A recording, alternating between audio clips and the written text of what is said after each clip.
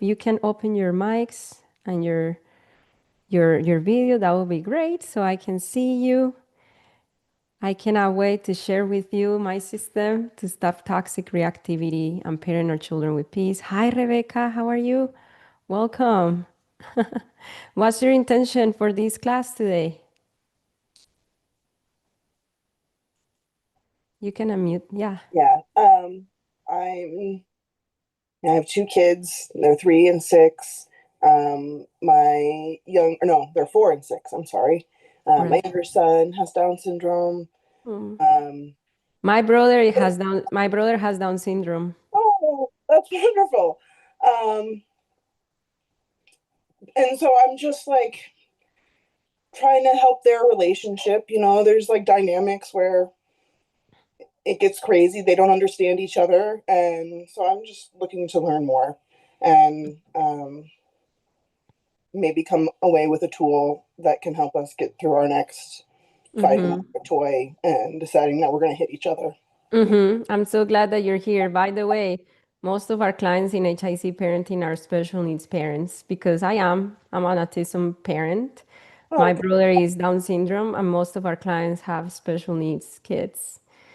When it comes to this class, which is to stop reactivity so you can parent them with peace, what reaction are you trying to improve or move away from? Usually it's like my daughter who's older Mhm. and she doesn't have Down syndrome. So Your reaction, like it's a I'm, I'm parent-centric class. yeah, so like she hits him because he's taken something away from her, or he came and was trying to play and like he might have hit her because he's just trying to get a reaction, and then she responds to him, and so then I like maybe like I don't know if I yell at her, but like Hmm. stop that, like don't do that to your brother. He doesn't Hmm. understand. But then I'm also talking about a 6-year-old Yeah. who doesn't have like my adult perspective on Perspective, it. yes. Like I'm wanting to help teach her, but I don't feel like I am doing that very effectively. Hmm. Hmm. Um, If I you feel were like I would to, like maybe stop it, and I'll say like, hmm, um, I guess what I said, like, don't do that to yeah. your brother. Like he doesn't So understand. you want to respond and not react, and now you're finding yourself reacting instead of responding. Is that what I hear you say? Yeah, like I don't Okay. feel like I feel like I'm dishonoring like what she's needing to Mm-hmm. like give Yeah. him what he needs. Because Yeah. littler, he's littler. He doesn't understand. Yes. Yes. Yes. But I'm like, he does understand. It's like Yeah. I have this like reaction to him of like I have to protect him, and so I Yes. feel like I'm not also protecting her. Oh, okay. Okay. I hear you. Yes. And I hear that often from special needs parents as well. Like I want to protect the more vulnerable one, but at the same time, I know the other one has needs as well. So how do I keep the balance between protecting the more vulnerable one and at the same time acknowledging the other one? That's yes, I hear you. And I relate too because I have two. One of them is more vulnerable. He's autistic, and the other one is not autistic. Okay. And I understand. Okay. Okay. So for everybody here, Edith, Minda, and you, Rebecca, for everybody here, if you could please type in the chat the intention for this session. So, Rebecca, if you were to give me your intention, this is a parent centric class about your own responses, your own reactivity. What would you want to walk out of this session with? And everybody else, if you could please type in the chat your intention, that would be great. So I get to understand who you are, um, and where you're coming from. Rebecca, you can say it. You Oh, don't I have can to say I type was it. typing it. Okay. So my intention is to feel calmer when things come up between my kids. All right, you need something, and now my son needs something, so I have to go help him really quick. It's okay. And I have a little disclaimer, Rebecca, if you could please mute yourself I will. so I could start this class. Yeah. A little disclaimer for all of you guys. Right now, I have COVID. I just took a really strong pill to keep myself above water, and I'm coughing a lot. So if I'm coughing, just give me a lot of grace. I'm gonna try my best, and then I'm here, firm with you, ready to help you and serve you. Okay, so this is what we're going to do. Thank you for typing your intention in the chat. I would love to see what you want to get out of this class. This is a parent-centric class. Focus on you, the parent. This is not to fix the kids' behaviors, because the kids, I mean, my autistic son, he's gonna have his needs. So it's not about fixing him. It's about me learning how to respond to him in a way that is sensitive to his needs, and at the same time that teaches him positive behavior. So that's the intention for this class, is focus on you, the parent. We have right now one member of our team in HIC parenting. His name is Federico. Raise your hand. He's going to be the one passing the slides for me because I cannot chew and sing at the same time, having ADHD. So he's going to pass the slides for me. We're going to go to the presentation, and then let's go. Let's start. Alexandria, I would like to start my big reaction in the moment. Alex, learning to respond to my daughter in a way that allows her full personhood. Oh, I didn't know that was a word. My intention to be aware of my child's needs, especially emotionally. I want to be able to find skills to stop my reactivity, learning strategies for handling behaviors. Okay, those are great intentions. So today I'm going to share with you 2 steps to become the parent you want to be. Otra porfis. Every time I say otra porfis, that means Federico, pass the slide. So let me give you the overview of these 2 steps and know that this is the north of the entire class. Okay? Step number 1 is understanding our unique toxic generational pattern so it doesn't affect your parenting today. Many times we think our reactivity is what we see and experience at the moment with our kids. And no, many times, 9 times out of 10, is related to baggage we're bringing from childhood. And we're going to unravel that today. Number 2, section number 2 is how to start healing these patterns so we become the parent you want to be. And then I'm going to give you a 3-step roadmap that if you apply, guys, you are going to be set up for life with your kids. Those are the 3 steps that I teach all my clients in HIC parenting to respond to their children's behaviors instead of reacting. I'm not going to hold anything back. I'm going to give you my secrets. Otro porfis.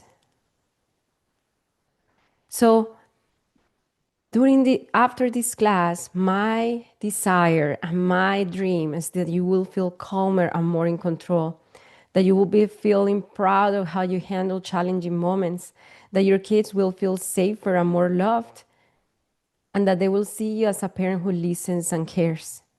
This is your chance to break the cycle and give your kids the love and peace they deserve.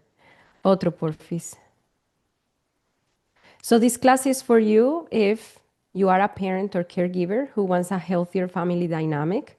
If you're not a parent, this class is not for you. If you're a teacher or a nanny, this class is not for you. You can stay. I'm not going to kick you out, but this class is not for you. If you are open to reflect on your own generational pattern, we're going to do that in section 1. If you want to learn more about how childhood shaped the way you care for yourself and others, we're going to do that. And then if you want to break free from toxic generational patterns and learn a new way to responding to your kids. This is not a child-centric class. And let me start with that. This is not a class to fix the kids' behaviors because I'm a parent-centric coach. This is a class to help you with you. So if you're coming to get tips and strategies on how to handle certain behaviors with the kids, this is not the class for you. If you're coming to learn how to respond, being a secure parent, how to manage your emotions, how to be calmer and less reactive, this class is for you.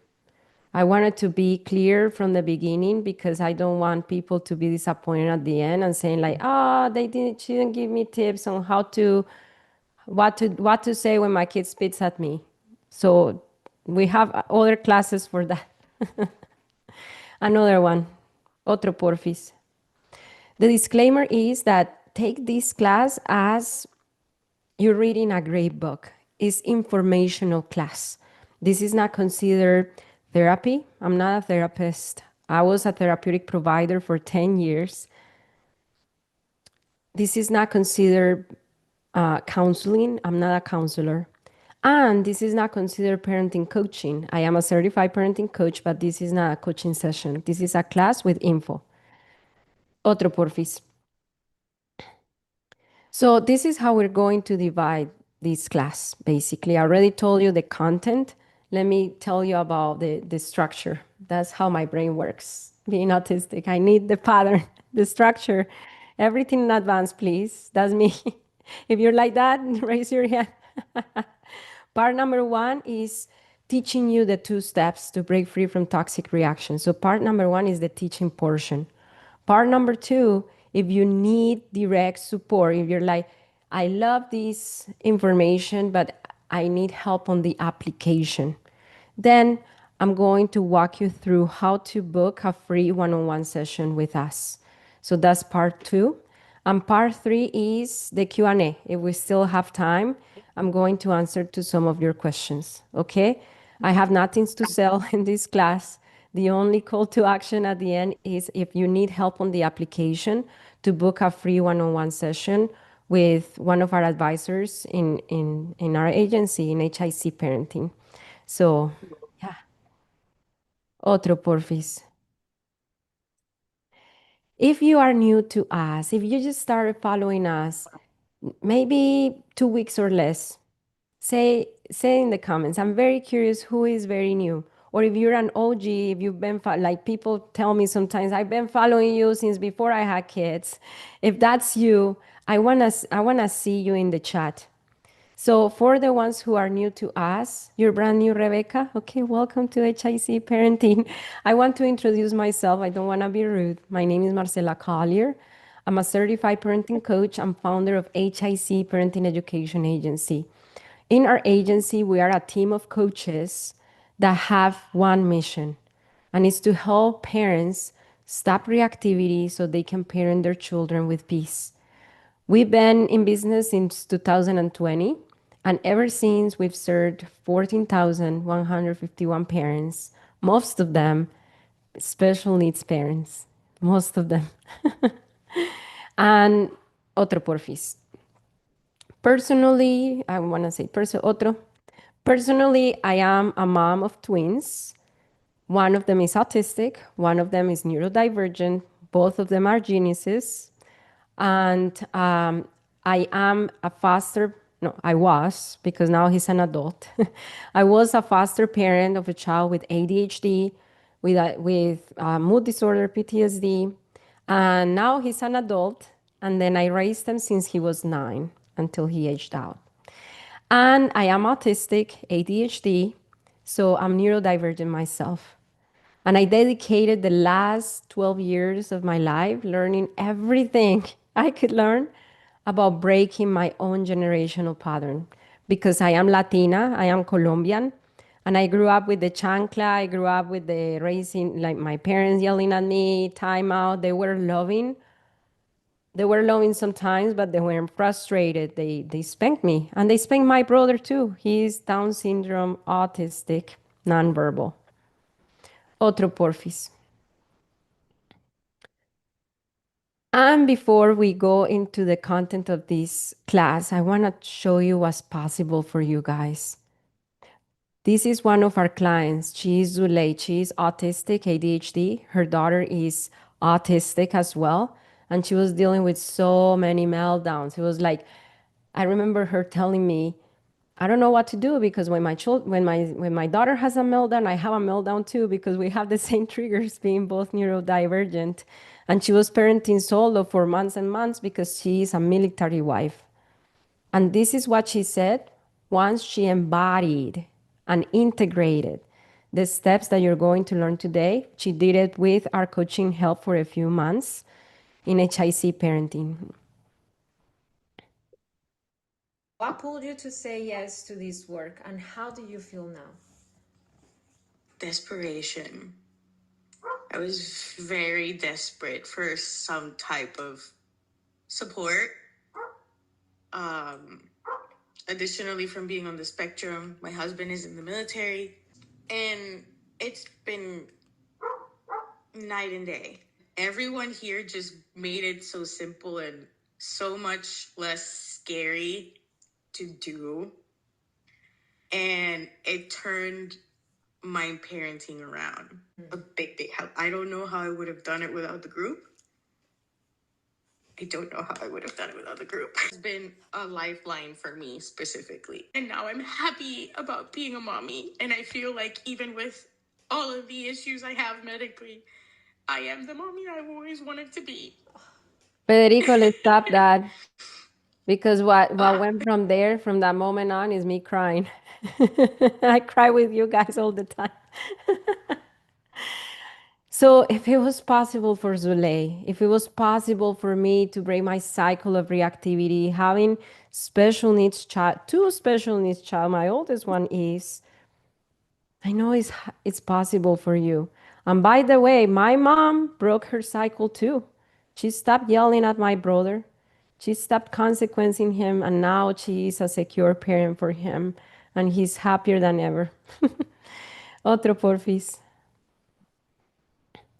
And as Zulay, we have hundreds and hundreds of testimonials of parents, many of them, how I said, autistic, ADHD, who have broken their cycle with the steps that you're going to learn today. They did it with our direct coaching in HIC parenting. And how I said, if you need the step-by-step, hold my hand, please, Marcela. At the end, I could tell you how we can start that process.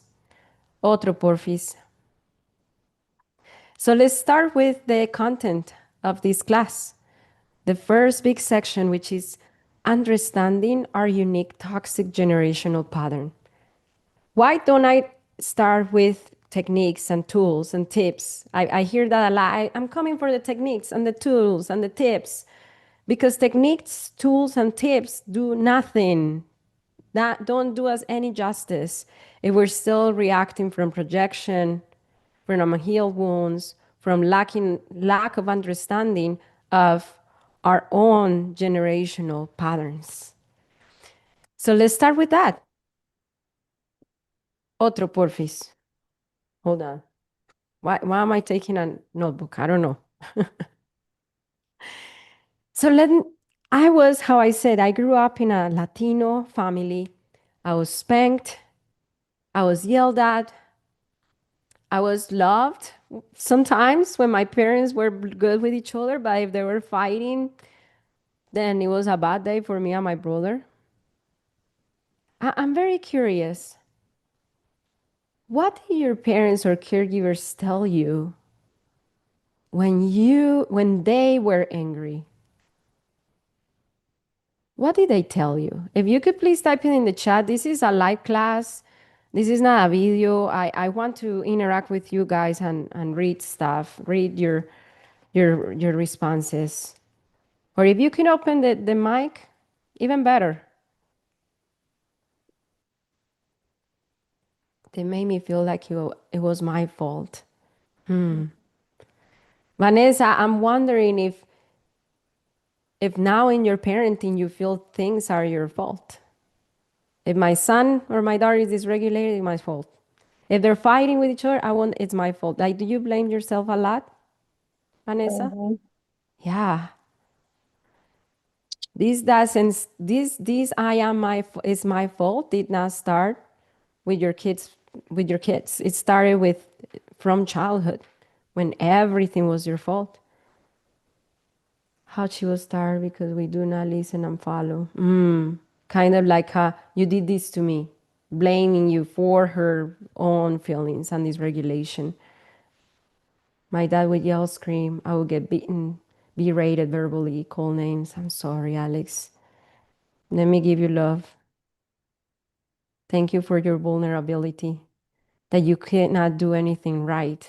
Lorenzo, I'm curious if in your parenting, that sometimes comes up for you, like, I cannot do anything right. I always screw it up. If it does, it's a narrative from childhood. It's not because of what's happening in the current moment in your parenting. We're going to unveil that. Now, at the other hand, do you remember your parents and caregivers being playful or calm? Cynthia, do you remember your caregivers being playful or calm? The one who has the mic open. Oh, I'm sorry. I was going for a walk and I unmuted. But playful and calm. Yes, rarely. I think they're more stressed than anything. But I think, but there was times when there was some calm and playfulness. Thank you for sharing. I, now you might be saying, like, Marcela, I'm having such a hard time recalling. I don't remember my childhood. What's wrong with me? Is that you right now? If that is you, there is nothing wrong with you. If you don't remember your childhood, is your brain protecting you from a very stressful, traumatic moment of your lifetime? It makes sense. Honestly, my parents were always working. I'm so tired. Otro porfis. And then we become parents and we're like, my childhood was rough, but I thought it turned out fine. I was a well adjusted adult, pretty patient with people, but then I became a parent. I don't know what happened. All the rage came out and all the frustration came out, all the doubt came out. What's going on? Is that you? This is the mirror effect. I wonder if I have a mirror right now. This is the mirror effect. Our children reflect back to us what we see of ourselves. So, what is settled down in our subconscious mind and nervous system comes up when our children behave similarly, when we got punished. We got punished and they behave similarly when we got punished. Yeah. If they have our similar needs than us, if they have our same personality, if your child is a mini you and is the one who triggers you the most, it makes sense. Mirror effect. Why can't they just listen to me? And then the rage comes up. What is your default reaction when you don't feel heard by your children?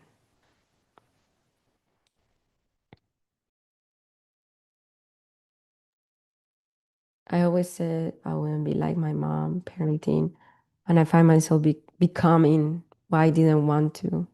Tarahis, I thank you for your vulnerability. Love to you. I know, I see, I relate. Like I'm doing something wrong. Okay. I struggle with patience and holding composure. And then there is the other side of the coin, guys. This is not the only side. There is another side of the coin. Otro porfis. The shutdown. I'm pretty calm because I don't yell. Hey, wait. One thing is to be calm, and another thing is to not yell. Not yelling does not mean you are regulated. You could be even more dysregulated when you are shut down and not yelling than when you're yelling. Matter of fact, according to the polyvagal theory, shutdown is a higher level of dysregulation because I'm so dysregulated that I give up. And then that's when you give in. And it's kind of like, do you dissociate? Do you relate to this?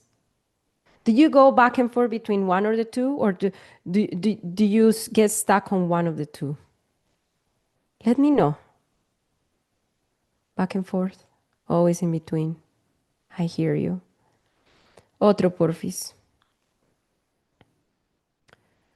For many people, it's a 50-50.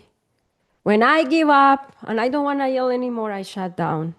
And then I feel permissive, and it feels the cycle because I feel permissive. Then the rage comes up again, and then I yell and I shut down, and it's kind of like an unending cycle. Otro porfis. And then you reflect.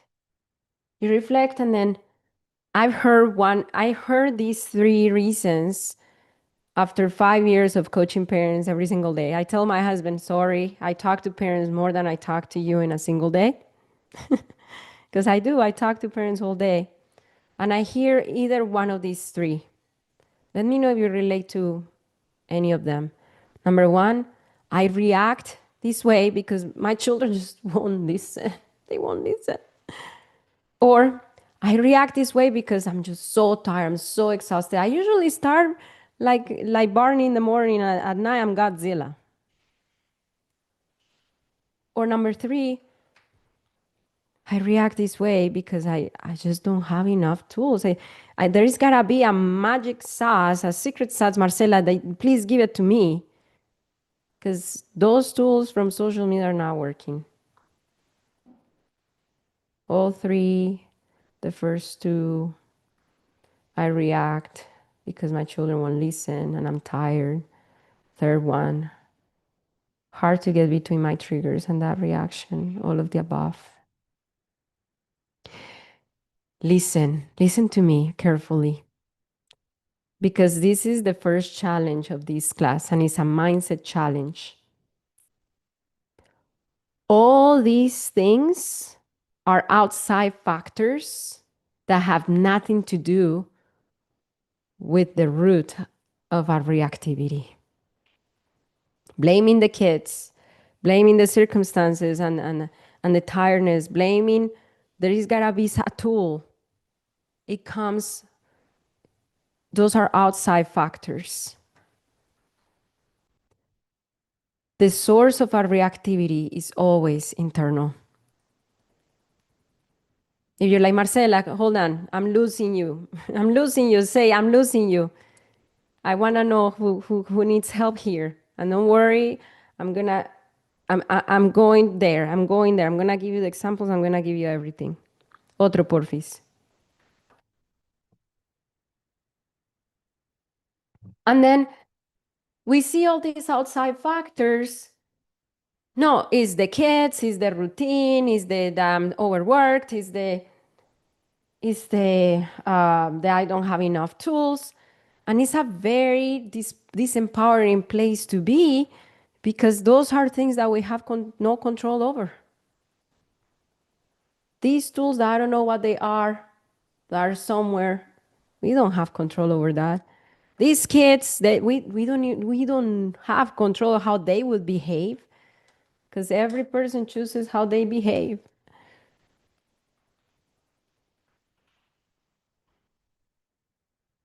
And then the feelings come. I feel like I'm failing. I see my children, they're reacting to me the same way I do. I feel like I'm not good enough. What is that feeling that comes up for you? Type it in the comments right now. What is that feeling that comes up for you? I feel like I'm failing, like I'm not good enough, like I'm triggered by their emotions. I'm gonna continue challenging you. Like a failure? Okay. Out of all the things, guys, that you guys are writing, I just see a few feelings and everything else are beliefs. I feel anything that comes after I feel like is not a feeling, it's a belief. I feel like I'm failing, otro porfis, it's a belief. I feel like I'm not good enough, it's a belief. I feel like I'm a disappointment, it's a belief. I feel like I'm not a good parent, it's a belief. And these beliefs did not start with your kids behaving. These beliefs are generational. Chronic reactivity or shutting down doesn't come from external factors like children, like daily business, not having enough tools. It comes from subconscious narratives and beliefs that we are not even aware of. that were downloaded to us in our childhood. I've seen it time to time again.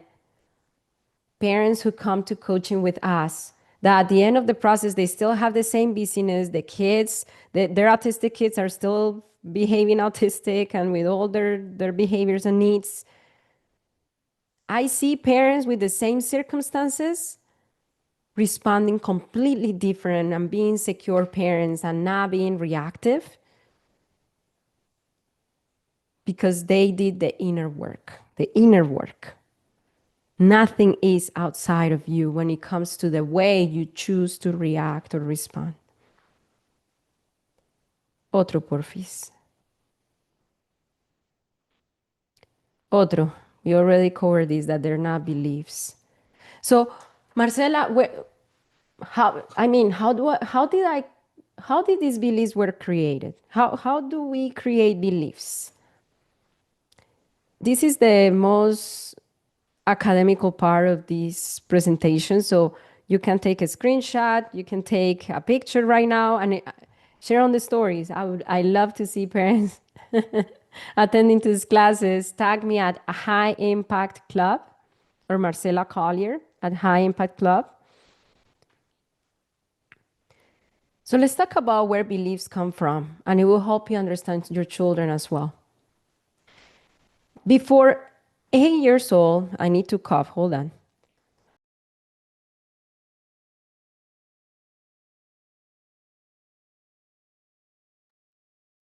For the ones who came after I said this, I had COVID right now. So I'm trying to do my best with the voice I have. Before 8 years old, we are in our pre-operational stage of development. Stay with me because this is important to understand where your reactivity is coming from. And after that age, between 7 and 8, we start our operational stage of development. Why is this important to know? Because children 7 and under, in their pre-operational stage of development, they operate from their emotional brain, from their limbic system, which is their emotional brain. Their prefrontal cortex, which is their logical brain, the thing that puts narrative to their feelings, is not there yet. It has not started developing. So what happens? Everything that you live in that stage was received as how you felt it. You did not create any narrative. Oh, my mom yelled at me because she's tired of working all day. No. Everything was like, this feels connected. This feels disconnected. This feels safe. This doesn't feel safe. I feel loved. I don't feel loved. Everything is through that lens of feelings. Your child 7 and under, they're not thinking like, oh, yes, it was kind of rude that I hit my sister. No, they just hit because they feel frustrated or angry or whatever, without putting any thought to it. So at 7, between 7 and 8, something beautiful and big, paramountic, I don't know if that's a word, happens in your life. You enter your operational stage of development. So this is what happened, guys. You collected all the emotional information from this first 7 years of life. You collected all that emotional information and you started translating it to the language of beliefs. So, from that moment on, it wasn't, I feel loved, I don't feel loved. It was, I'm not loved. I'm loved. I'm worthy. I'm not worthy. I'm enough. I'm not enough. I'm a failure. I'm a good person. I'm a bad person. And guess what happens? We store those beliefs about self in our subconscious mind and we ride with them until we come to coaching and we work through them and we create new beliefs. But they permeate everything we do. especially our parenting, because our parenting is our biggest confrontation with our own mirror. Our children doesn't show us about ourselves as our neighbor does, or our pastors, or whoever is influential in our lives. Our children are our biggest mirror. They reflect back to us or those beliefs. I'm failing, I'm not good enough, I'm bad, I'm good. So when you feel like you're failing because you already offer a hug, offer a kiss, offer space, offer a glass of water, and then your autistic child is still melting down. You're like, I'm failing. They're not coming down with me. It's not that behavior was creating the later reactivity. It's the belief. It's the belief. Otro porfis. Let me illustrate it.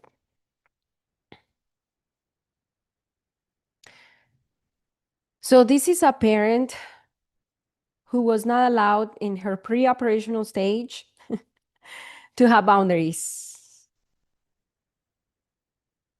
Her space was invaded.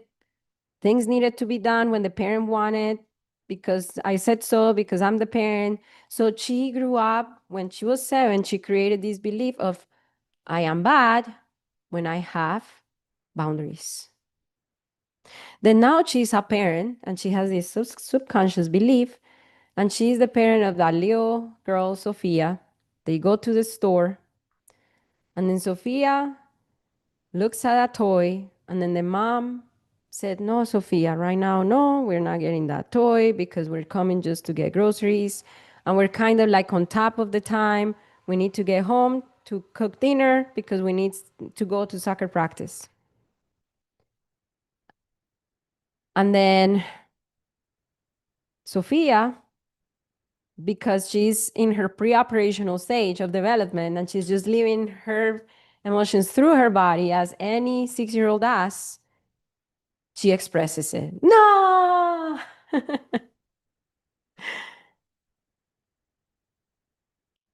Then the mom started fearing the judgy looks. Yeah, embarrassment is fear of judgment. Fearing that I'm going to have a big meltdown, and then how am I gonna get her out of the store? She just ended up giving in. Because deep down, she had the belief, I am bad when I have boundaries. Ultimately, she felt sorry for the girl, but that sorriness, I don't know if that was is a word, is fed by that belief. On the way home, this mom got a call from her dad. Hey, Marcela, I need you to come and get the garbage out. No, Dad, I'm going home because I'm already late. I'm already kind of late, running late, and I need to cook dinner, and then I need to take Sofia to soccer practice. Don't worry. I've always done things by myself. I don't need you. Yeah, it's okay. It's okay. Pretend you don't have a father. Do you have those kind of parents who guilt trip you? And then this belief of I am bad when I have boundaries kicked in the mom. It wasn't what her father said. It wasn't the guilt tripping. It was the belief. What made her go, help him. And now she was very rushed and stressed, running back home.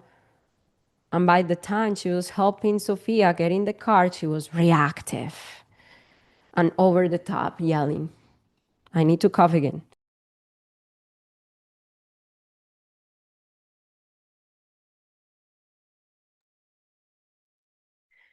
And then this mom came to coaching. True story. This mom came to coaching. Marcela, I need a lifeline. How do I get Sophia to not be so stubborn to get in the car? How do I get out of power struggles with her? The power struggles were a symptom of the whole cycle. Sophia was feeling the mom's stress. The mom's stress came from overstretching herself. The overstretching herself came from the belief I am bad when I have boundaries. So it wasn't the power struggle in the first place. It was everything beneath it. And that's the difference between watching a reel and coming to coaching.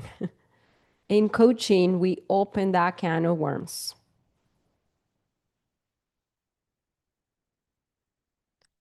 Or la caja de Pandora. I don't know how to say it in English. We have to open it. Because if we, as parenting coaches, just give this parent a tool or two, the Pandora's box, okay. If we, as parenting coaches, as parenting professionals, just give these parents a tool or two to manage Sophia's transition to the car is the biggest disservice that we can even give parents. Like, that's the biggest disservice for you parents. And unfortunately, that's what a lot of parenting professionals are doing right now. Parents are signing up for their courses and they're getting superficial tips and advice and tools. And then they're still reacting and yelling, and because it's nothing, anything about the tools, but a lot about the dynamic and the pattern. And that's what needs to be worked in coaching. Does that make sense? If yes, say yes. If no, say no. If blurry, say blurry. You won't hurt my feelings if you are in any of these stages of awareness. Let's go to the other one. The beliefs create feelings. The feelings create responses or reactions depending on what your belief system is. We internalize it, and everything starts all over again. Otro porfis.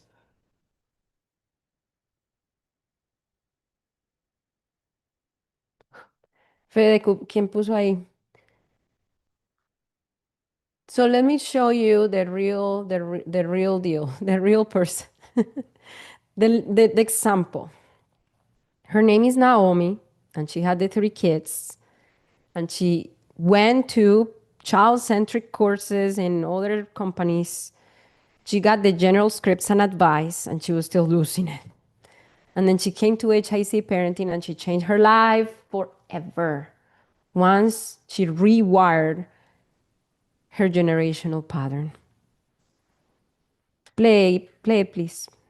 And then I'm going to cough in the meantime.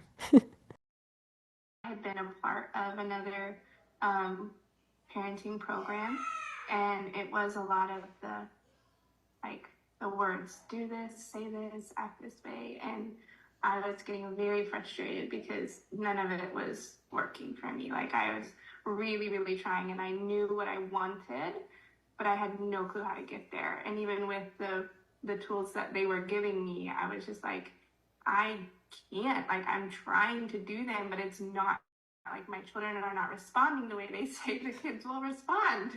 And I don't know, like, how to, like, it was just a lot of me like, I'm just not doing it right. I'm a terrible mom because they say this works and it's not working. Being able to join this has just been so enlightening for me to be able to understand and just feel the security within myself. That's been the biggest shift, so that I can show up, for them, being able to learn. And I think the biggest key, and this is what I've told all my friends, go and learn. It's been so transformational for me. So, yeah. And how do you feel now? I feel very, empowered, I think, is the biggest thing for me. I have a question for you. How many of you feel that with all the things that you know, the things that you've read, the things that you've seen in parenting social media, you should be farther along? Is that you? Like, I should be farther along, and then you judge yourself. Like, I wonder if there is something wrong with me. I know a lot. I've been reading stuff. Vanessa Rose, if that is you, Alexandria, if that's you, it's not your fault. It's that it's hard to change when all we have is child-centric tools and strategies and tips and superficial cookie cutter stuff. It's like if we have a wound and we're just covering it with a band-aid without cleaning it first, without healing it, without stitching it.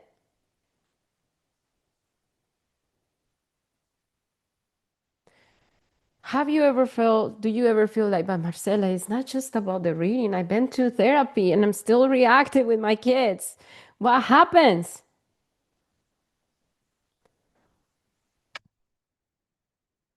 Imagine you have a toothache and you go to the general doctor for a toothache instead of the dentist. I mean, therapy is great.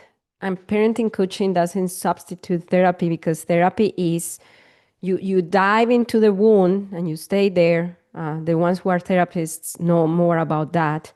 But parenting coaching is nuanced to the parent-child dynamic. The way you respond to in the parent-child dynamic.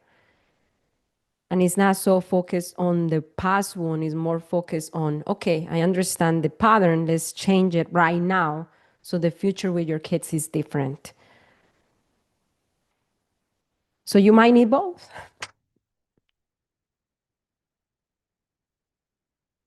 I remember my son, my oldest one, he was going to therapy. He was going to family therapy with me. And this is what was happening. It was kind of interesting. Let me know if you live this. In the session, he was a different kid. And in the session, I was the most aware, understanding, loving parent. And not because I was faking it, it was at 1 hour of my day and I was mentally prepared, like the setup was there. But once we were home and I had to cook dinner and we were rushing out the door to go to school, everything went outside the window.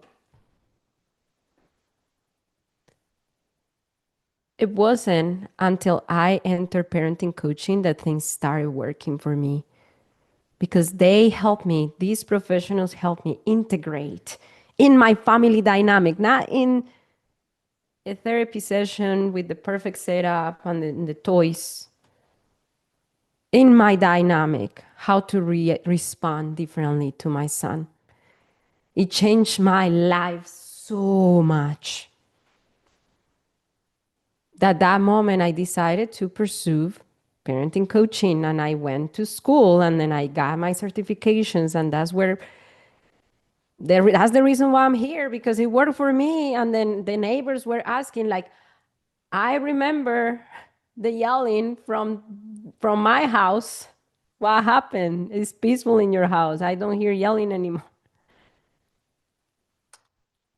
Teach me. And they were changing their lives with their kids with the Leo thing that I knew from being a coaching client. And one of them said, I think you would be a great parenting coach. I'm like, possibly, yes. And that's where I am. Fast forward 5 years now. I'm not doing it alone. I have a wonderful team of coaches who are helping me every single day. But that's what changed my life. Otro porfis. So that's section number 1. If you want to respond differently and become a secure parent, become a confident, connected, regulated parent, work on changing your dynamic, your mindset. Do the inner work. And I'm going to give you 3 steps. 3 steps that are practical. That's section 2 of this session. These are the 3 steps, the roadmap that we give our clients. So this is section 2. How to start healing or showing up differently as a secure parent. Let's go to the other one. Vamos al otro. I promise you, this is foundational to start responding differently to our kids. If you have the space, if you are driving, don't do this exercise, you might crash. Or maybe do it with the eyes open.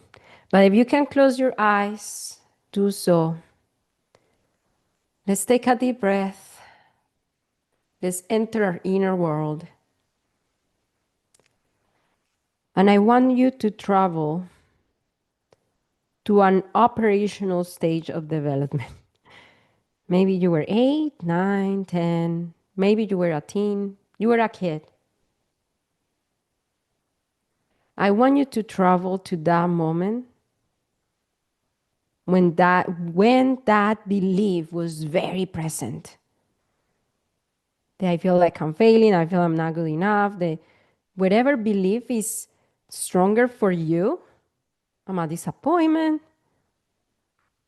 or I'm enough. I don't know what dynamic you had. Get there.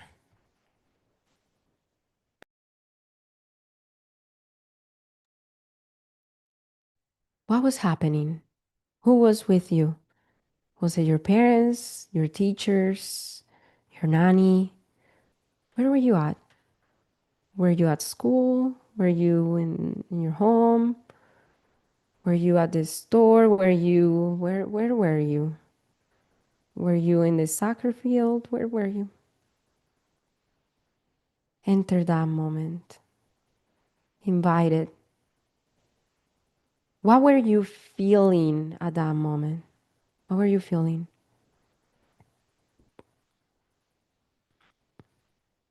Alone. Mm. Alone. Scared. Confused. Unloved. Abandoned. If it's hurting you, if this exercise is hurting you too much, then don't do it. I don't want to trauma trigger you. What were you needing? What were you needing? Needing. What were you needing? Let's just imagine the adult you coming to meet you right now, giving you exactly what you needed to hear to feel safe.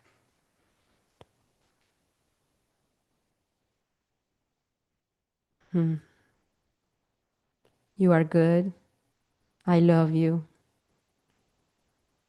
It's not your fault. We all make mistakes. It's gonna be all right. You are enough. You are not a failure. You are meant to be here. You don't need to prove anything. If you could tell that younger version of you exactly what you needed to hear, say it right now.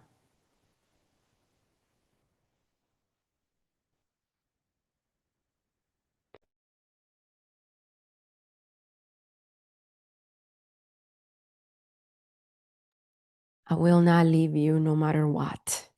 I will not leave you. You matter. You're smart. I love you. Open your eyes. I have news for you. Open your eyes. I have news for you. Open your eyes. Open your eyes, please. Otro porfis.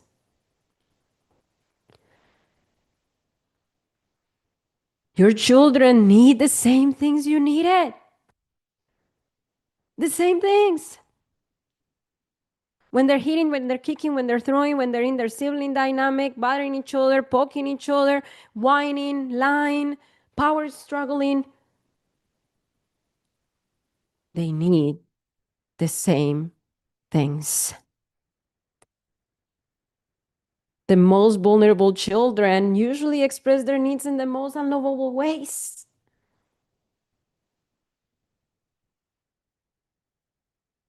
If your child were here, what would you tell them?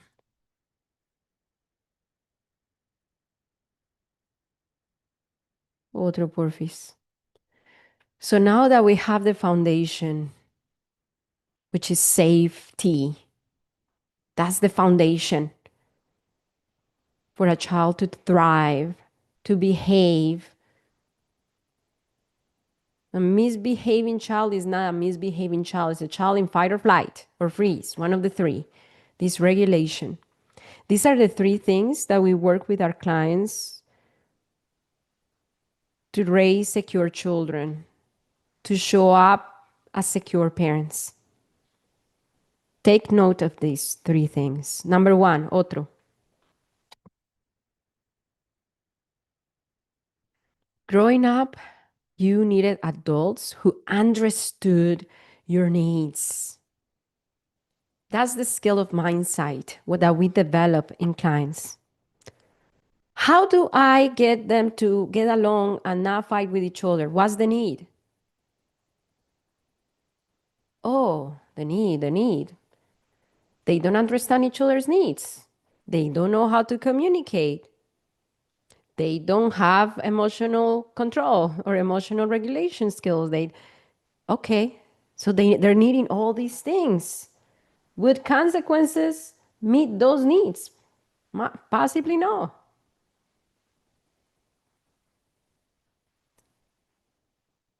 Imagine that you had adults who were able to respond to you with the understanding of your needs instead of trying to fix you or your behaviors. What would it do for you? What would it do for your children? Tell me, just what is one thing that could change in your dynamic with your kids if you had the skill of mindsight?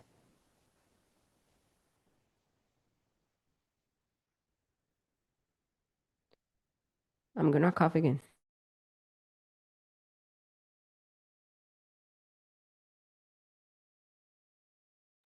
Let's go to thing number two. Otro, porfis.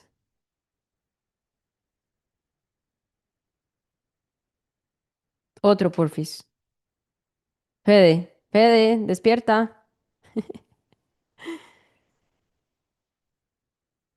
Number two, this is the skill of emotional regulation. And we hang our hat with most of our clients for weeks on developing this skill.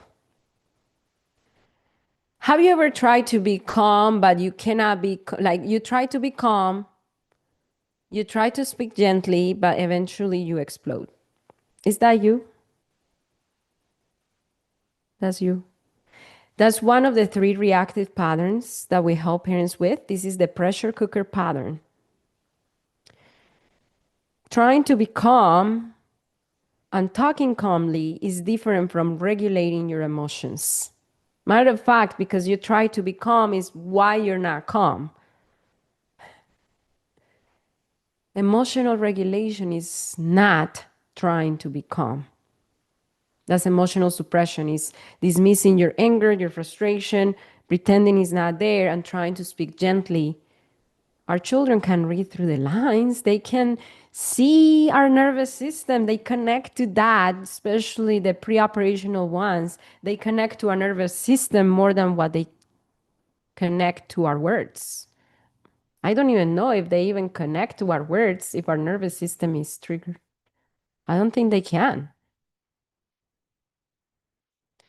Emotional regulation, listen to me.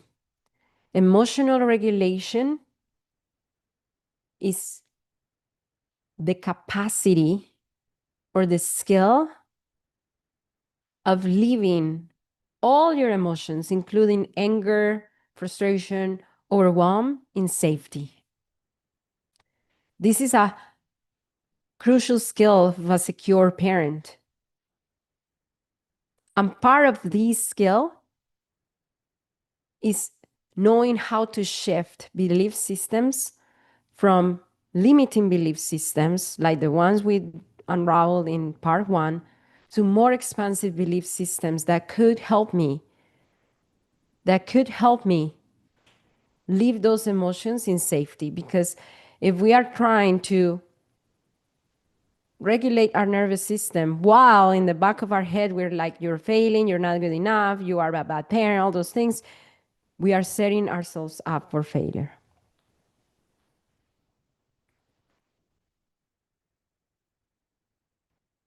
The same thing the work we do with our kids. And this might be a revelation for most of you.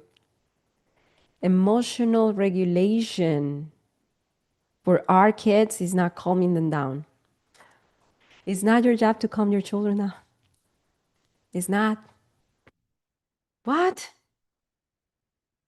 That's why you end up yelling or reacting or shutting down, because you expect them to calm down. And that's a high expectation that you place on yourself and on your kids. You cannot, Mariel, you cannot control when they're going to calm down. You cannot control when they're going to calm down. They don't even know when they're going to calm down. Emotional regulation is knowing how to show up as a secure parent through their dysregulation for the time they need to be dysregulated. That's emotional regulation. If they sense your rush energy to calm them down, that triggers their nervous system even more. Otro porfis. And number 3,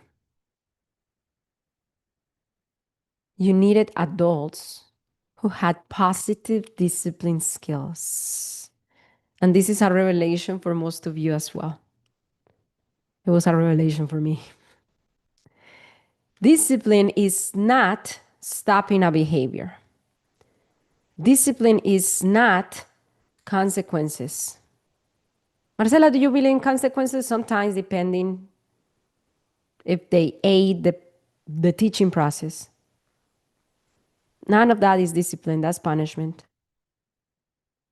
Behavior is communication of a need, and if we stop behavior, we stop communication. It's not about stopping communication. Positive discipline is developing skills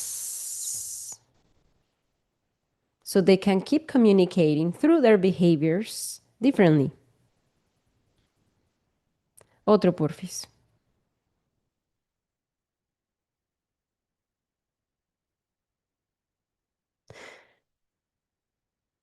This is positive discipline.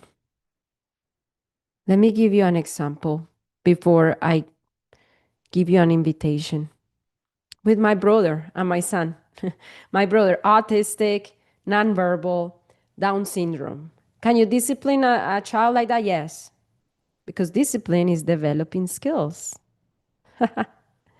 If we have that question in ourselves, like, can I discipline a special needs child, is because we are correlating discipline with making the child feel bad, punishment. So he communicates with his body, obviously, because he's nonverbal. He wanted to connect with my autistic son, and he came very frequently, tapping on his shoulder until he got my autistic son's attention. But this is the thing. My autistic son has high sensory needs, and the unexpected tapping or touching dysregulates him really badly. So the cycle was that there was one morning, and it happened more than one time. There was one morning that my son was already awake. My brother came in the living room. He tapped his shoulder. My son, he had a very quick, fast trigger reaction and yelled at him, "No, don't touch me." And then my mom came up right away, and then she said, "Santi, be nice with your tío, be nice with your uncle." That's not discipline. That's trying to eliminate a behavior and would not solve any need. What is discipline? Developing skills. I said, "Mom, okay, let's sit down and talk about discipline. How can we develop their skills so they can communicate in a way that they don't trigger each other?" I'm gonna cough.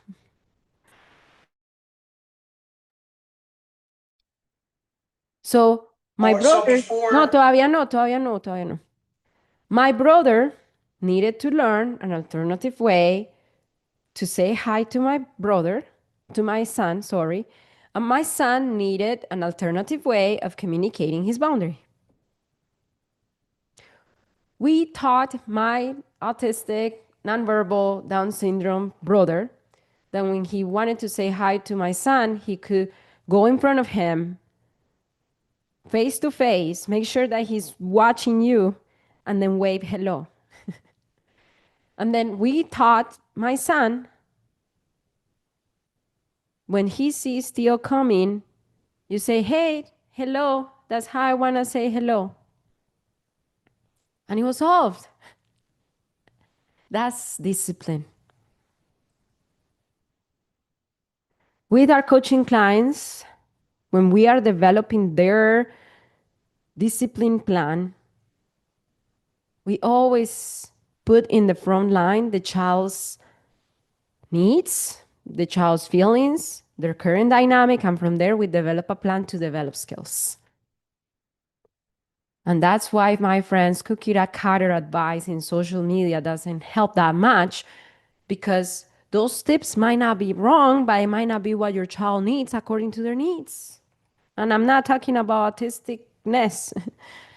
It could be neurotypical children as well. Every child has needs, every single one.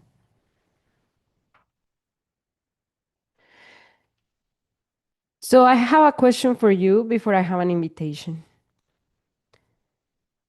If you keep parenting how you are parenting, this is a rhetorical question, but it's important for you to answer it. If you keep parenting how you're parenting without changing anything, if you keep responding how you're responding, and things keep happening for the next 3 years, where do your relationship with your children would be 3 years from now? Judgment free. I just want to know the impact of your current dynamic. They're going to remember me as an angry mom. Thank you, Dill. Thank you. By the way, thank you for your vulnerability. My son might start fearing me. I'm not parenting yet, but my partner yelled, shout, my daughter is one. Okay. If you have a daughter you're parenting, you start parenting when they're born. He might be to isolate himself like I did with my mom. My daughter will communicate by yelling. I feel like they might start to resent me or shut me out.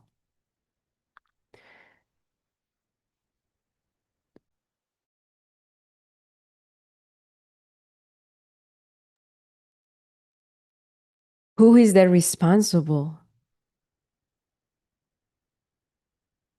to make sure the future is different? Yeah, you. It's in your hands. You can change it. And if you have not been able to change it on your own, I wasn't able. It's okay. You're not failing. It's okay if you need help. Let's go to the Vamos, Federico, a la invitación. I have an invitation for you. So on this class, we cover 2 things that I promise you. To number 1, reveal your generational pattern. We did that. And number 2, to give you 3 steps to show up as a secure parent. I have a question for you. If you had emotional regulation skills, mindset skills, and positive discipline skills to show up as a secure parent, do you believe that you can break your cycle of yelling and snapping and spanking? Yes.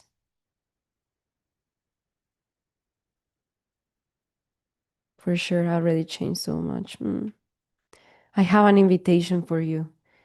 If you are already in the exact point where you want to be in your parenting, this is not for you.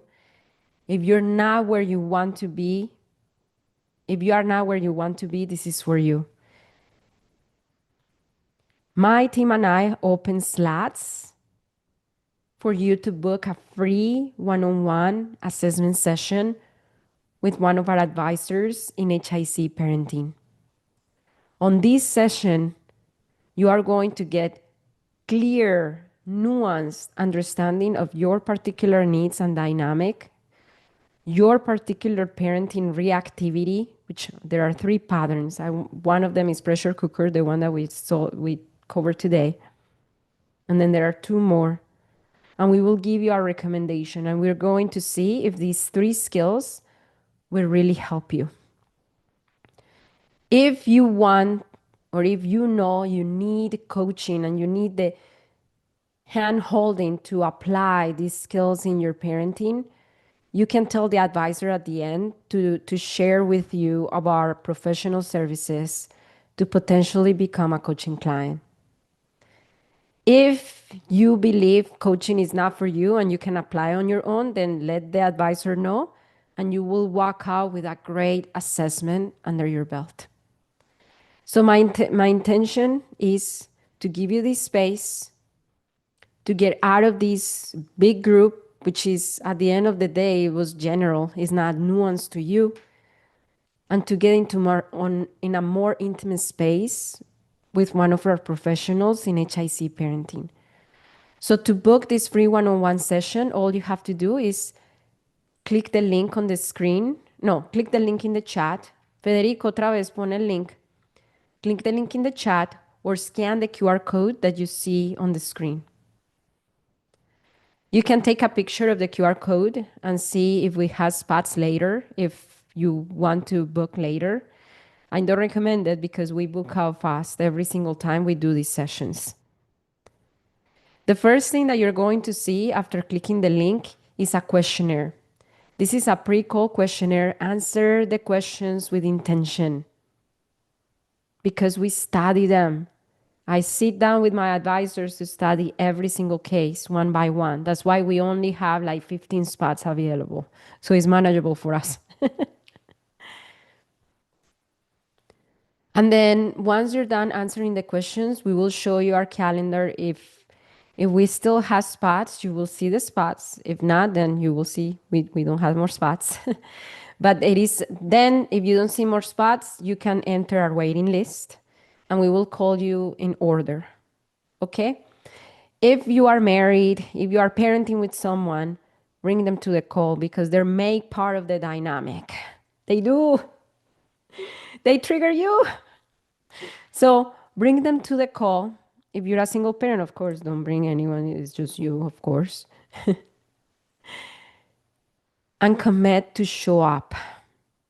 Because we take time out of our day, out of our families, out of our kids, out of our clients to be with you. So I expect that the same kind of commitment and respect we give you by showing up, that you give it back to us by showing up. Show up to the call. It's about an hour, and you're going to leave with a lot of clarity. Thank you, Marcela, for this informative class and also value of seeing other parents in the same journey to grow. Vamos a Roberto.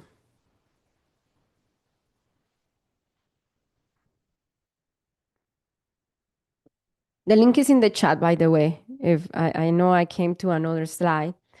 This is Roberto. He came to this class with his wife. He was tired of spanking. He used to believe in spanking until he realized that his daughter was feeling scared of him. And he gave it a shot. He was in parenting coaching for a few weeks with us. Matter of fact, I think he was for a few months with us. And this is what he said. So before I started the parenting coaching, I spanked my daughter that one. I spanked her twice. I remember one time it broke my heart. And I was like, oh my gosh, she is scared of me. After that happened, I said, this does not work. And that's when I was like, okay. I saw your videos on Instagram and I was like, I really resonated with your message. So I understood that. And I was like, okay, I need to do better as a parent. Roberto, how do you feel in your parenting after all the work here in HIC parenting with Holly, with the program? I'm a different parent. I don't know how that, like I tell that to Elena sometimes. We're sitting down and I'm like, babe, I'm a different parent now.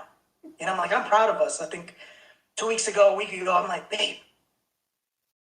I was like, I'm proud of us. I'm like, we're different parents. I was like, if we didn't take the class, we'd be completely different. And this really, affects the trajectory. Like if I didn't do this, where would I be in 20 years? That's what I kept thinking. Where would my relationship with my daughter be in 20 years? And so these little things that I've done with the coaching with HIC, like, I'm like, oh, I'll be friends with my daughter. She's gonna love me.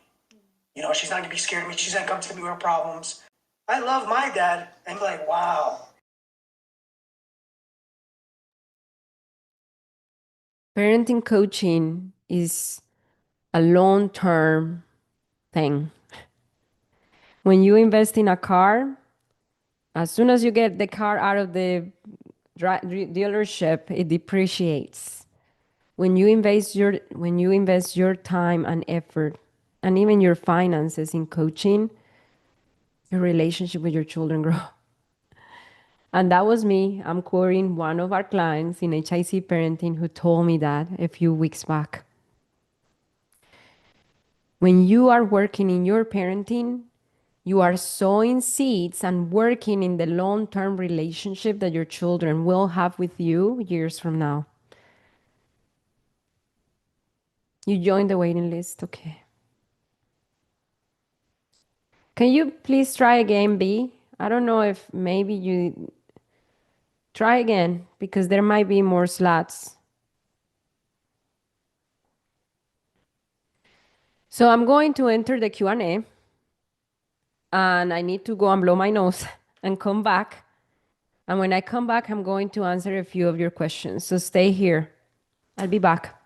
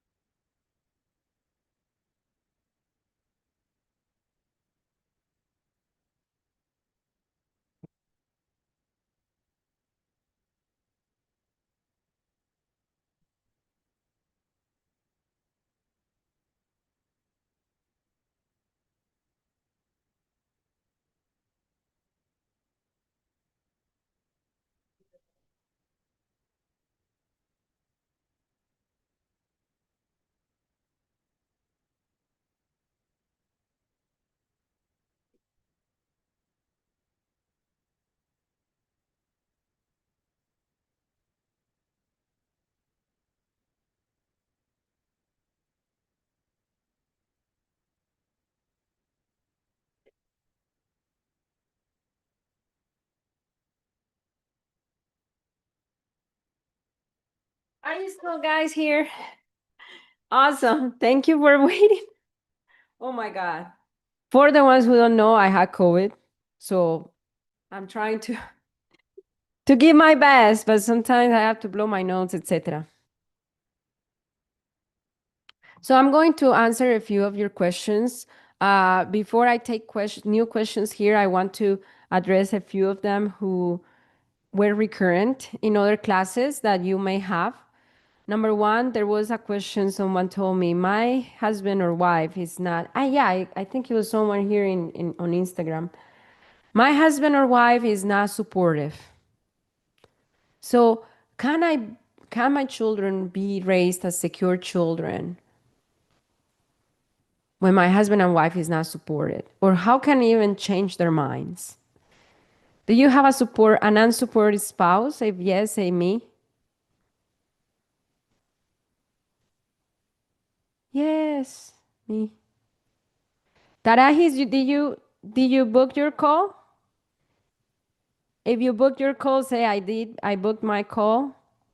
I want to know who's booking their calls and celebrate with you. Okay, awesome. Wonder why some people are not finding spots. You booked your call. That's great.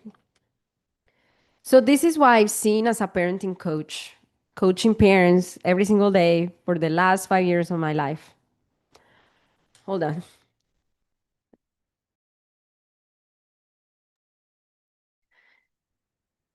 What I've seen is that usually spouses have witnessed up until parenting coaching, they have witnessed permissive parenting, pressure cooker pattern.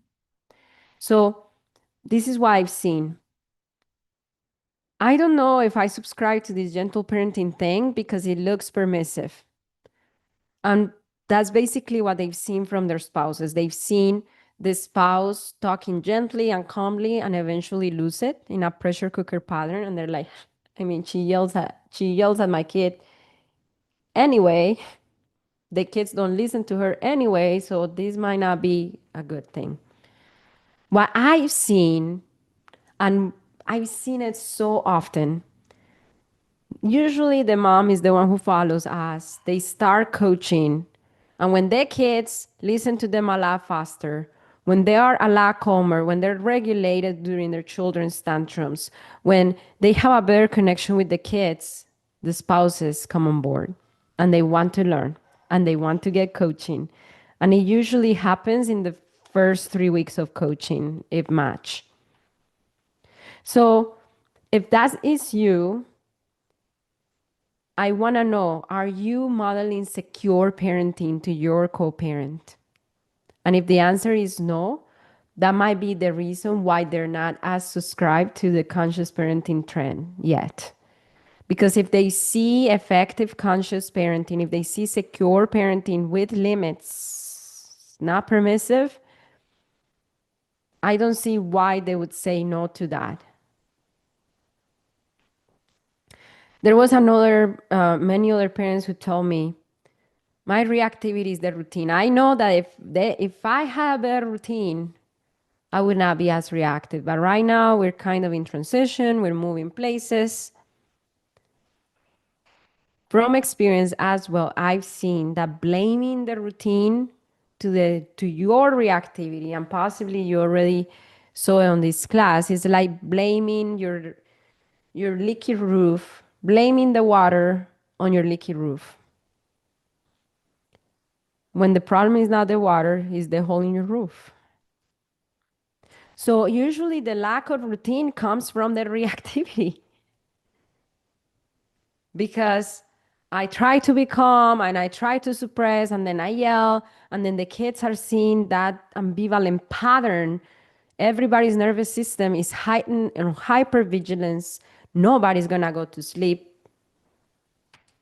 at the right time. It's gonna take a lot longer. So they go to sleep very late, and then the next day is crap and the routine is out of whack.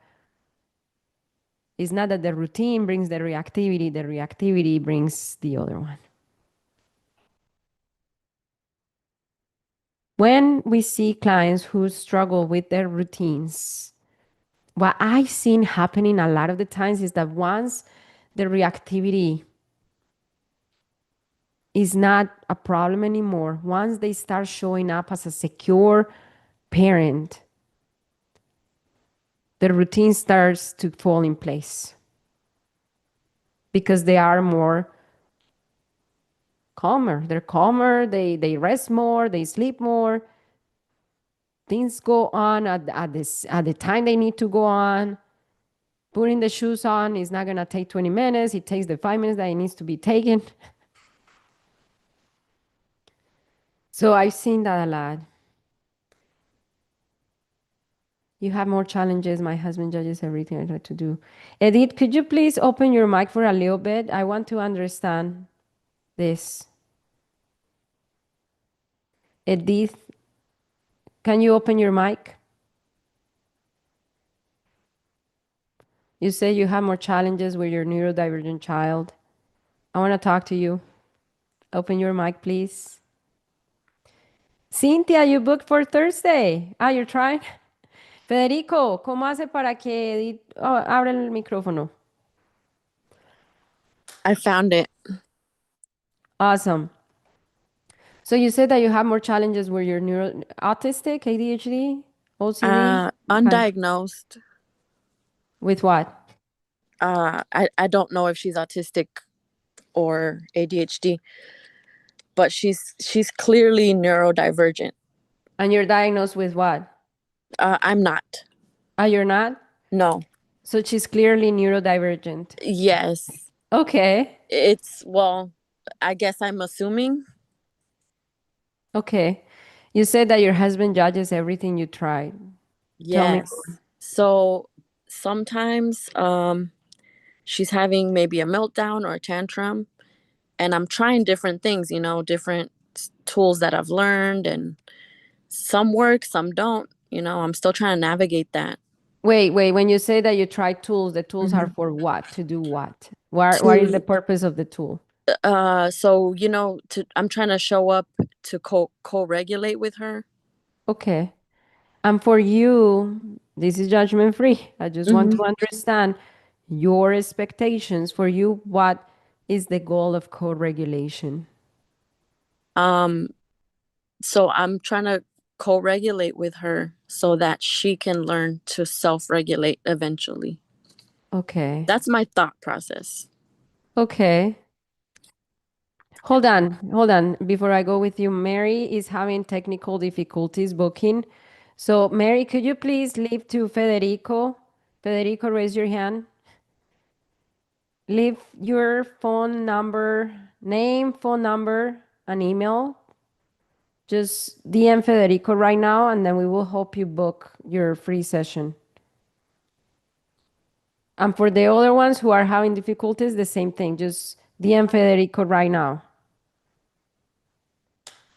Edith, by the way, were you able to find a spot for the free one-on-one session? I'm actually getting ready to leave to pick up my daughter from school. Okay, but are okay. So I are you had it. planning on booking your session? Yes. Okay. So take a picture of the QR code so you are able to do it. Okay. Okay? Got it. Okay. Okay, so let's go back to what we were talking about. You want to show her, to teach her how to eventually self-regulate. Okay, go ahead. Um, yes. So that's what I'm trying to do. And uh What's your main challenge right now? um so she's very loud, right? Mm-hmm. And I I get embarrassed even in front of family. I mean, I last December I went as far as to hit her Okay, I because hear you. it was too much. Thank you for that openness. I know it's not easy to say those things. So you got so dysregulated that you hit her. So Yes. when she's yelling and then people are looking at you and then you feel embarrassed, Yes. what do you fear they're thinking? That I'm a terrible mother, that I can't Mm, calm her down, okay. that I should just hit her, and I Uh-huh. gave in. Do you know something, Edith?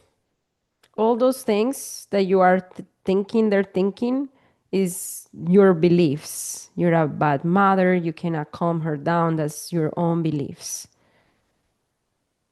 Because embarrassment is fear of judgment. You're fearing being judged. And then you already have those beliefs in your system, and beliefs create reality. And the reality comes up as, if those are the beliefs, as the form of reactivity. Okay. So, what's your main challenge at the moment? To control your reactivity at that moment when they are watching you? Yeah, Mm-hmm. I don't know. That happened when we had family over here Mm-hmm. in December. So Mm-hmm. right now it's just my I husband. I know this is not coaching and you have to go and we're gonna end this class soon. But would you allow me to shed a little light on what's happening for you? Yes. Okay.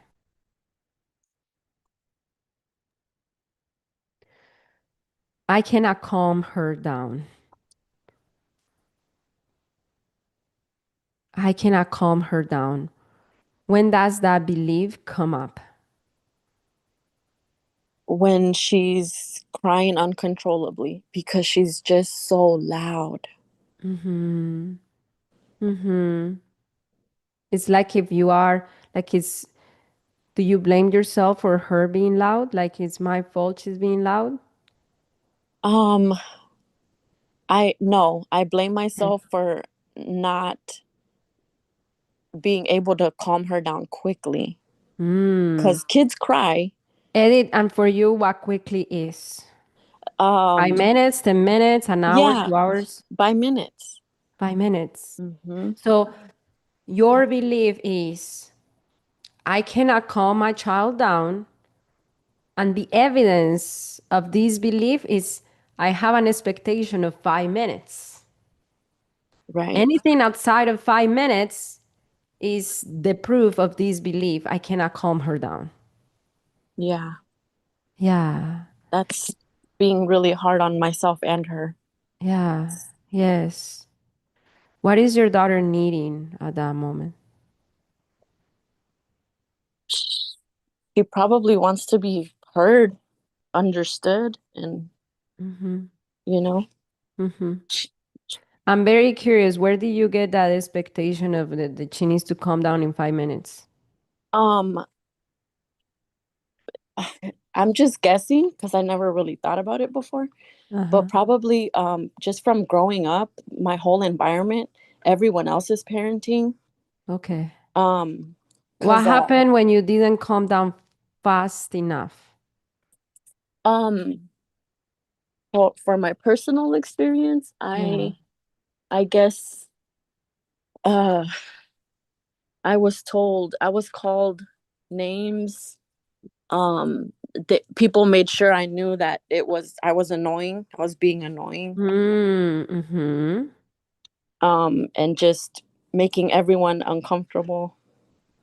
Is that the belief that comes up as well? That your daughter is making all your relatives uncomfortable when she's like that in front of them? Yeah, they're Yeah. visibly uncomfortable, clearly. Mm-hmm. Making faces. And let's just say it's true. They're uncomfortable. What does that say about you? Well, I feel like they're thinking like, "Oh, you don't care that we're uncomfortable and you should." Mm-hmm.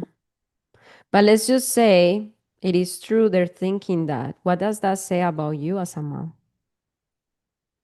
Um, I guess that I think it's more important for them to be comfortable than my daughter. Hmm. So let me help you connect the dots just because of the sake of time.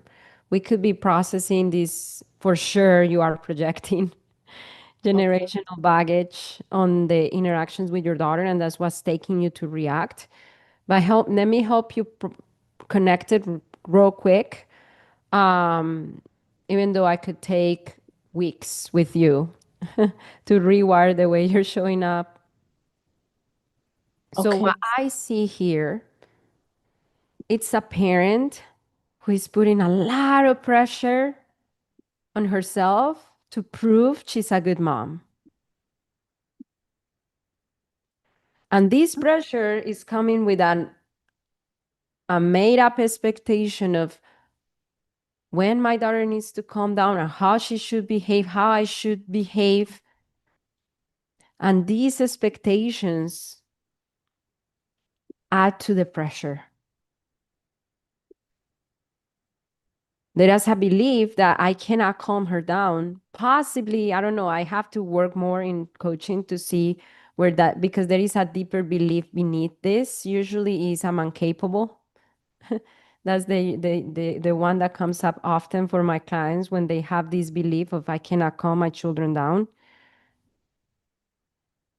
But this Okay. more superficial belief of I cannot calm her down because I'm not calming her down in the expectation that I set up for myself that it needs to be 5 minutes and she needs to cry, but not cry loud, too loud to bother others, because if it bothers others, then that's bother me. That's what's taking you to spank and hit her. Not the judgy looks, not her dysregulation. It's everything that's happening inside of you. Because people are going to believe what they want to believe based on their own experiences and their own wounds and their own baggage and their own biases. They're going to believe what they want to believe. Okay. Yeah. It's not your job to calm her down. Yeah. When you said that earlier, it was like amazing to hear that. And guess I- what? What You're is it? not failing if she takes more than 5 minutes to calm down. If she's autistic, she may have long, intense meltdowns because of her sensory needs. I'm autistic myself, and I had 3-hour meltdown in a plane 2 months ago, and I'm 38 years old. Wow. My autistic son, he has COVID too. Mhm. And 2 days ago, he had a meltdown until midnight. It was from 7 to midnight. Is it because Wow. I'm a bad parent and I don't know how to calm him down and I don't have the right tools? Is because his nervous system was so triggered by the sickness that it didn't calm down. I see. But I did a good job. I'm And his crying. father did a good job because the whole time he was dysregulated, he feels safe with us.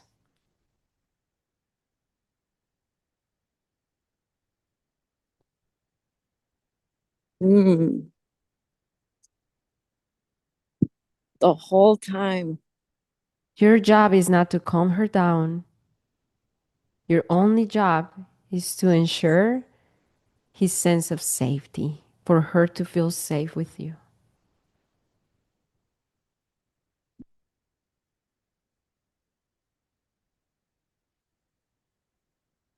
I know there are deeper things that was not able to unravel here because we didn't have enough time for coaching or whatever.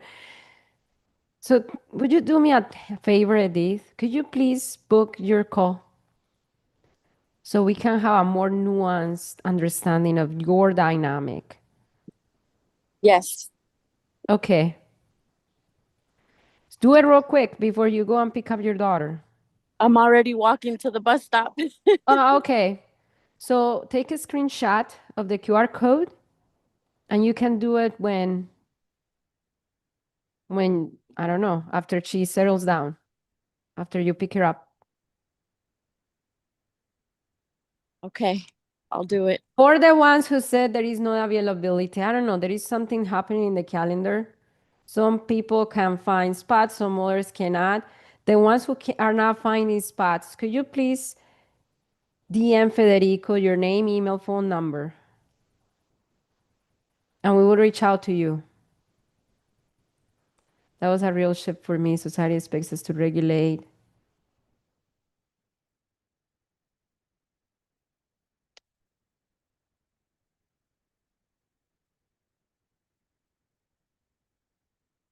Fede, let's go to the main room, please.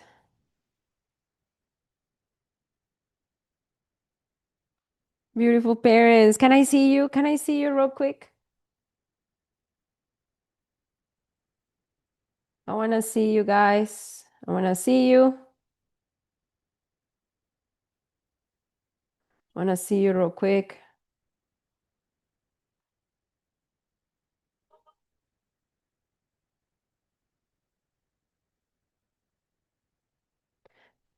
Okay, Edith, I see your beautiful face. I'm walking to the bus stop. I see Minda, I see Kevin, I see Mariel, Mary, B. What's your name, B? Tarajis, is that your name? Tatiana, Alexandria, I see cute kids, Rebecca, I Anna. can't get my thing to work, my camera, It's okay, but Rebecca. I'm here. I just wanted to see you real quick. I want to say something to you guys. You guys are already good parents. If you're coming here to say to see if you're a good parent or not, you're a good parent. Just need to believe it. Just need to believe it. It's okay to need help. It's okay if you don't have all the skills. If we wanna sell houses, we go to real estate school. If we wanna cut hair, we go to beauty school. What about when we're parents? Is there a school for parents? The answer is yes. It's been operating since 2020. It's HIC parenting. We have served 14,151 parents plus. That was the count from last year's end. And we have our arms open, ready to help you, all of you, become secure as parents and raise secure children. I cannot wait to cry with you in the session. I cannot wait to smile with you. I cannot wait to see your transformation. I cannot wait to see your struggle and to be on the front line with you. Yes, we are a group of coaches, but we are together. Every client can access me if they want to, even if they're working with other coaches in HIC parenting. I want to say that you guys are good parents, and it is possible to raise secure children when we commit to show up as secure parents with these three skills: with the skill of emotional regulation, the skill of positive discipline, and the skill of mindsight to understand the needs so we can talk to the needs and not be so stuck on eliminating behaviors. I hope to see you at the other side in HIC parenting. Social media is a great platform to find community and to find a common topic to talk about. But when it comes to transformation and doing the hard work, for me, it was working directly with a professional. It wasn't watching reels or TikToks. At the time, that wasn't a thing, but they had Facebook groups. Facebook groups didn't change my life. It was working directly with parenting coaches.